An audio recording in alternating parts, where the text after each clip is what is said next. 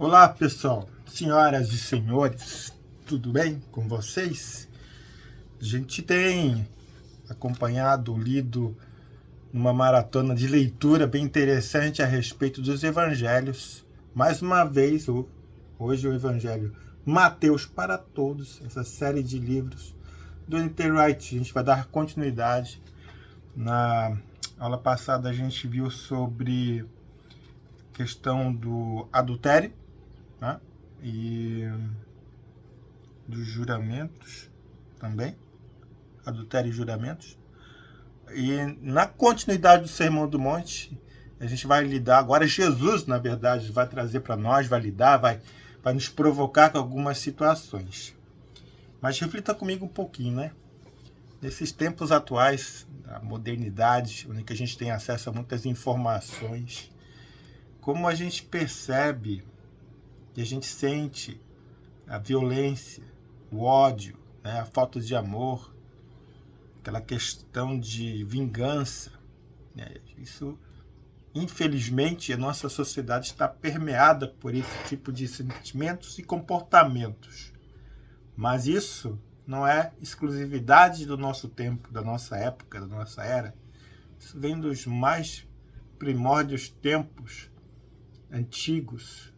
A própria Bíblia já começa logo após a queda do homem, em Gênesis 4, falando da relação de inimizade entre Caim e Abel, onde este acaba matando seu próprio irmão. De lá para cá é só violência. E por isso até alguns povos antigos mesopotâmicos já traziam algumas leis, algumas normas de condutas, né? O Código de Hammurabi já mostrava isso.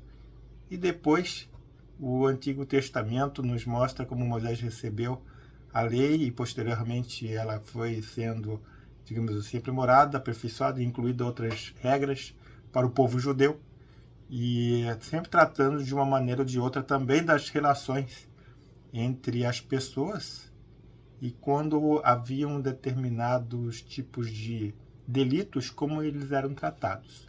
E Jesus vem então e ressignifica essa questão das penalidades que os judeus conheciam muito bem, né? De lidar com isso, quando alguém praticava algum mal e tudo mais, como é que era para ser feito. E a passagem que a gente então vai ler hoje está em Mateus capítulo 5, versículo 38 a 48. Acompanhe comigo na versão que o próprio N.T. Wright tem no seu livro. Vocês ouviram que foi dito olho por olho, dente por dente, mas eu lhes digo, não use a violência para resistir ao perverso. Ao contrário, se lhe baterem na face direita, ofereça a outra face. Se alguém quiser processá-lo e pegar sua túnica, dê-lhe também o seu manto. Se alguém o forçar a caminhar 1 milha com ele, caminhe 2. Dê a quem lhe pede e não deixe de emprestar a quem lhe pede. Vocês ouviram o que foi dito, amem o seu próximo e odeiem o seu inimigo. Mas eu lhes digo, amem seus inimigos. Orem pelos que os perseguem, para que sejam filhos de seu Pai que está nos céus. Afinal, ele faz levantar o sol sobre maus e bons, e envia chuva para justos e injustos. Vejam da seguinte forma, se vocês amam aquele que ama vocês, esperam por uma recompensa especial. Até os publicanos fazem isso, não é mesmo? E se vocês saudarem apenas a própria família, o que há de tão especial nisso? Até os gentios agem assim, não é mesmo? Bem, vocês têm de ser perfeitos, assim como o seu Pai Celestial é perfeito. Até aqui a palavra de Jesus. Então a gente vai começar já com essas questões que o próprio Cristo nos traz, né? Antes de entrar nos textos do N.T. Wright aqui, eu já vou chamar a atenção para esse texto, olho por olho, dente por dente. Alguns comentários bíblicos, eles trazem, dizendo que essa frase olho por olho, dente por dente, já era uma adaptação de uma lei dos povos mais antigos que os judeus, né, que os israelitas. Se referiam principalmente no Código de Hammurabi, já havia essa lei. Alguns chamam de lei de talião, né? Olho por olho, dente por dente. Mas enfim, vamos ver aqui que eu, na leitura, o que eu destaquei aqui do texto do N.T. Wright. A coisa chocante nessa passagem do Sermão do Monte é que nos é dito para observar que o nosso Pai Celestial faz para depois fazermos o mesmo. Israel, o povo escolhido, desafiado a perceber que Deus não tem favoritos. Deus ama a todos de igual forma. Ele faz chover sobre bons e sobre maus. Então isso já é o primeiro impacto que o texto nos causa. A resposta ao enigma está em uma parte anterior do sermão. Israel não foi escolhido para ser o povo especial de Deus, enquanto o restante do mundo permanece nas trevas. Israel foi escolhido para ser a luz do mundo e sal da terra. Israel foi escolhido para que, por intermédio dele, Deus abençoasse todas as pessoas. E agora Jesus chama Israel para, por fim, ser a luz do mundo. Essa ênfase que o N.T. Wright que traz para Israel é interessante no nosso contexto atual, né? Lembrando que a gente está em 2024 e que em outubro, 7 de outubro de 2023, é uma data que com certeza vai ficar marcado na história do povo judeu e da humanidade. Houve um atentado terrorista do Hamas contra o Estado de Israel, né? Muitas pessoas morreram ali. E no N.T. Wright fala muito de Israel, né? Solicitando então para que eles, ou sugerindo que eles se comportassem de uma maneira diferente, que não retribuíssem o mal com o mal, mas o mal com o bem, né? Eu já comentei num vídeo passado que talvez se né, Israel tivesse, após o atentado terrorista, esperado um pouco mais, chamado os órgãos das Nações Unidas ou qualquer órgão de paz para verificar o que foi feito ali nos kibbutz, ao sul de Israel, quando os terroristas invadiram e mataram crianças, mulheres, enfim. Talvez a história hoje seria diferente. Hoje, inclusive hoje, no dia que eu estou gravando, que é 23 de abril de 2024, fazem 200 dias do início do conflito. E ainda tem mais de 160 reféns na mão do Hamas. E Israel continua a sua ofensiva e eles só vão parar quando os reféns forem libertados. E já foram feitos vários apelos para que os reféns fossem libertados, mas isso não ocorreu. Até porque, acredita-se, já que não há tanto reféns com vida, né? Infelizmente.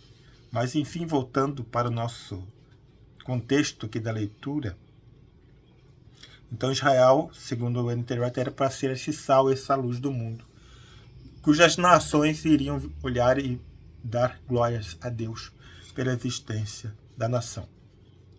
Na época de Jesus havia tanto perigo interno como externo, diz N.T. Wright, como o surgimento de movimentos nacionais de resistência estimulados pela raiva com as crescentes injustiças e perversidades do império dominador. E ainda existiam entre os problemas internos divisões entre a sociedade judaica. Havia os fariseus, saduceus, havia uma gama de seitas, depois também os próprios essênios, os quais militavam para conseguir ou para tentar ser os mais santificados ali entre a nação, os mais puros, aqueles que mais se obedeciam à lei de Moisés, principalmente saduceus e fariseus. Agora, em relação novamente ao surgimento de movimentos nacionais, que são movimentos de resistência contra a ocupação romana, também já foi comentado no início, né, que Mateus escreve para os judeus tinham aquela expectativa messiânica, que o Messias viria, que ele libertaria os judeus da opressão do Império Romano. E, eventualmente, haviam resistências, bolsões de resistência e agressividades por parte de judeus contra soldados romanos, contra cidadãos romanos. Como sua mensagem a respeito do reino se aplicava a eles, como se aplica a nós hoje? N.T. Wright traz essa reflexão. Como a mensagem do Sermão do Monte era aplicado na época para o povo judeu ali que estava, né? Lembrando que no Sermão do Monte tem os discípulos e tem uma multidão. Como é que se aplicava a doutrina que Jesus, os ensinamentos que Jesus estava trazendo ali, a ressignificação da lei para os judeus? N.T. Wright responde o seguinte: Jesus oferece um novo tipo de justiça, uma justiça criativa, curadora e restauradora. Vou repetir, uma justiça criativa, restauradora e curadora. É melhor não haver vingança alguma e encontrar uma forma criativa que reflita o amor incrivelmente paciente de Deus. Essa é a visão do N.T. Wright. Então, em vez de oferecer, de ser olho por olho, dente por dente, quando Jesus então fala que quando baterem na sua face, ofereça outra. Se você for caminhar um trecho, caminho o dobro. Daqui mais para frente ele vai explicar melhor. Jesus apresenta 3 indícios do tipo de coisa que tem em mente quando ele fala que nós devemos fazer nesse tipo de situação. Não use de violência, então, para resistir ao perverso. Se lhe bater na face direita, ofereça a outra face. Bater de volta apenas mantém o mal em circulação. Mas oferecer a outra face sugere o seguinte: bata-me de novo, se gosta de fazer isso, mas como um igual ou como inferior. Vou repetir essa frase. Bater de volta apenas mantém o mal em circulação. Quer dizer, você está criando um vício, um círculo vicioso, mas oferecer a outra face sugere o seguinte: bata-me de novo, se gosta de fazer isso, mas agora como igual e como inferior. E eu lembrei também agora, antes no contexto do olho por olho, dente por dente, que aquela era uma medida pela qual as pessoas da época dos povos mais antigos entendiam que era uma medida satisfatória, que não excedia nem por um lado nem para o outro o revide por conta por um ato de violento cometido. Então a segunda questão que Jesus tinha em mente, depois de oferecer outra face, é dele também seu manto, em um mundo no qual a maioria das pessoas usa apenas 2 trajes, envergonham com a sua pobreza e sua nudez. Então, se alguém quiser processá-lo e pegar sua túnica, dele também o seu manto, é o que diz o texto. E as pessoas eram muito pobres. Então, é o que Jesus diz. Então, dele o próprio manto, para que a pessoa mesmo se sinta constrangida com aquele ato de reconciliação. O terceiro exemplo se reflete claramente na ocupação militar romana. Os soldados romanos tinham o direito de forçar os civis a carregar seus equipamentos por uma milha. Aqui ele se refere nessa parte do trecho do texto que diz: se alguém o forçar a caminhar uma milha com ele, caminhe 2. Então, o soldado romano ele tinha a prerrogativa, ele tinha o direito de pedir que alguém carregasse carregar seus equipamentos durante uma milha. Mas a lei era bastante severa. Eles eram proibidos de fazer alguém carregar por uma distância superior a esta. Por isso que Jesus disse: então você vai com ele, caminhe 2. Extrapole a lei. Utilize a lei do amor. Existe uma maneira diferente de sermos humanos, uma maneira que não planeja vingança, que não se junta ao movimento armado de resistência, mas que conquista o tipo de vitória que Deus sobre a violência e a injustiça. O que representaria refletir o generoso amor de Deus, a despeito da pressão e da provocação, a despeito da sua raiva e da sua frustração? É impossível conseguir isso? Bem, em um nível sim, porém, mais uma vez, o ensinamento de Jesus não é apenas um conselho, são as boas novas. O Sermão do Monte não é apenas a respeito de nós, isso aqui é muito importante. O Sermão do Monte não é apenas a respeito de nós. Se fosse, deveríamos admirá-lo como um extraordinário bocado de idealismo, mas depois voltaríamos à nossa vida normal. O sermão é a respeito do próprio Jesus. Esse era o projeto de sua própria vida. Era e ainda é o reino de Deus manifestado na pessoa de Cristo, na sua vontade, no seu amor, no seu legado. Se essa é a maneira de mostrar como Deus realmente é, e se esse é exatamente o padrão que Jesus seguiu, Mateus nos convida a chegar à seguinte conclusão: de que em Jesus vemos finalmente, então, o Emmanuel, o Deus conosco em pessoa. O Sermão do Monte não é apenas sobre como se comportar, sobre o que fazer, sobre o que vestir, sobre como amar, sobre deixar de odiar, sobre levar a túnica, sobre oferecer outra face. É sobre descobrirmos o Deus vivo no Jesus amoroso e imortal. É sobre aprendermos nós mesmos a refletir esse amor no mundo que precisa muitíssimo dele. Mais uma vez, aqui nesse pequeno trecho que a gente leu, e na dificuldade, vamos ser sinceros, de nós conseguimos cumpri-lo, se manifesta o reino de Deus, o amor de Deus. Se manifesta a justiça de Deus. Nós não temos, acredito eu, a capacidade humana de seguir esses princípios se não for pela graça de Deus manifesta em Jesus e no derramar do seu Espírito Santo em nossos corações para nós cumprirmos a ética do reino que Jesus está ensinando aqui no Sermão do Monte. Por mais difícil que possa ser, é o que Jesus ensina.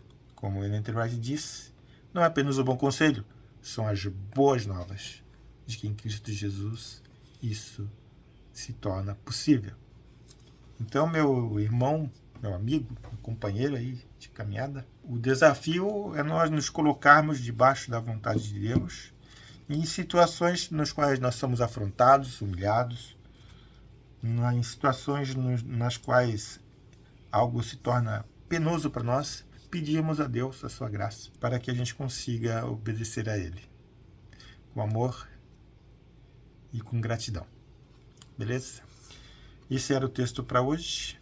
Na próxima leitura nós vamos ver como Jesus lida e como ele nos mostra que devemos agir a respeito das nossas ações públicas de bondade e misericórdia. Um abraço, fica com Deus e até a próxima.